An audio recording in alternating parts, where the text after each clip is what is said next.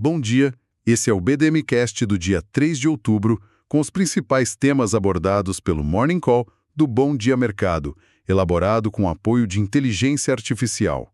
No segundo dia de shutdown nos Estados Unidos, o payroll ficou fora da agenda, deixando o Fed segue às cegas, o que lança incerteza sobre os juros. Os mercados ainda esperam um acordo rápido com o Congresso e mantêm apostas em corte nesse mês. No Brasil, a isenção do IR acendeu alertas de risco inflacionário, enquanto novas propostas de apelo popular sugerem risco fiscal. Vamos aos destaques de hoje. Vamos sim. Começando por lá, pelos Estados Unidos. Esse shutdown. Segundo dia. E dados importantes como o payroll ficam suspensos. Qual o impacto real disso? Olha, o impacto é direto no Federal Reserve, o Fed. Sem esses dados-chave, principalmente o de emprego, a decisão sobre a taxa de juros fica bem mais complicada. Complicada como? O Austan Goolsbee, que é do Fed de Chicago, chegou a dizer que o BC está operando às cegas. E a Lori Logan, lá de Dallas, também defendeu mais cautela na política monetária agora. Entendi.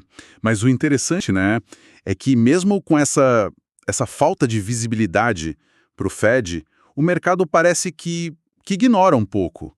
A aposta num corte de juros ainda este mês continua altíssima, acima de 97% lá no CME Group. Pois é, o mercado aposta numa solução política rápida lá no Congresso. Eles acreditam que isso vai se resolver logo. Mesmo com a senadora Elizabeth Warren tentando liberar os dados e não conseguindo, e o Trump falando em demissão, legisladores falando em pelo menos uma semana de paralisação. Exato, há uma certa desconexão aí. O mercado foca no acordo, enquanto as autoridades monetárias estão mais preocupadas com a falta de informação para decidir os juros.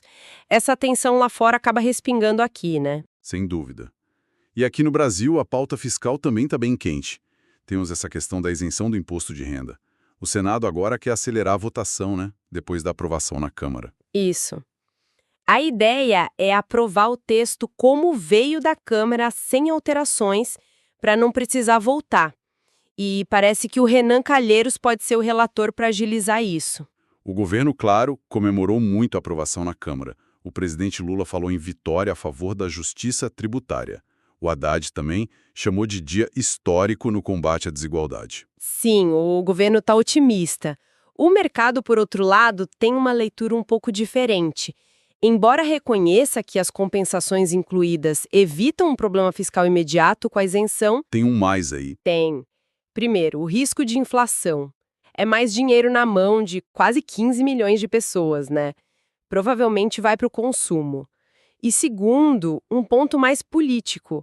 O fortalecimento do Lula para 2026, que uma parte do mercado financeiro vê com certa reserva. Faz sentido. E não é só o IR, né? Tem mais coisa fiscal em jogo. A MP 1303 tá para vencer no dia 8. Exatamente. O governo está correndo para achar uma alternativa ao aumento do IOF. A votação deve ser na terça, dia 7. O relator está até pensando em talvez trazer de volta a isenção de LCI e LCA para ajudar a passar. E ainda surgiu essa conversa de tarifa zero para ônibus. O que se sabe sobre isso? Olha, a equipe econômica acha a implementação bem complexa, difícil no curto prazo. Mas admitem que a ideia, que é antiga, lá de 2012... Da época da Dilma com o Haddad na prefeitura de SP, lembro. Essa mesma. Pode acabar entrando no pacote para a reeleição do Lula em 2026, o financiamento seria com uma taxa na gasolina. O custo estimado é alto, em 60 bilhões lá em 2026. É bastante dinheiro. Bom, vamos para a agenda de hoje, sexta-feira. Aqui no Brasil, às 9 horas, sai a produção industrial de agosto pelo IBGE.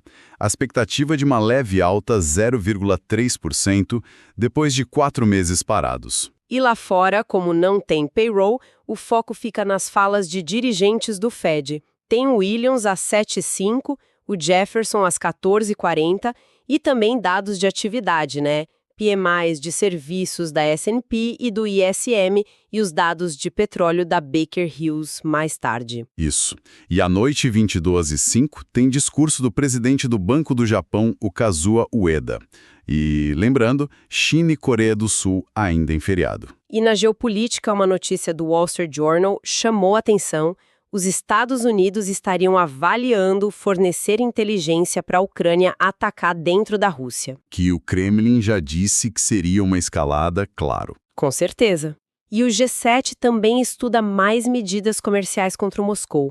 O Putin, por sua vez, alertou que qualquer restrição ao petróleo russo pode fazer o preço disparar. Falando em petróleo, ontem o Brent caiu um pouco, mais de 1%, fechou ali perto dos $65. Talvez já antecipando a reunião da OPEP Plus no domingo e uma possível alta na produção. Pode ser. As bolsas em Nova York conseguiram fechar no azul, com tecnologia puxando.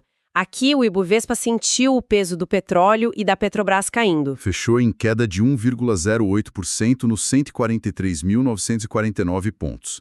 E o dólar subiu um pouquinho, fechou a R$ 5,3395, reflexo dessa mistura de incerteza do Fed com as questões fiscais e políticas aqui. A fechar, no corporativo, a Vale informou as datas de divulgação, produção e vendas do terceiro TRI, saem dia 21 de outubro e o balanço financeiro completo no dia 30. E a Embraer divulgou entregas, 62 aeronaves no terceiro trimestre.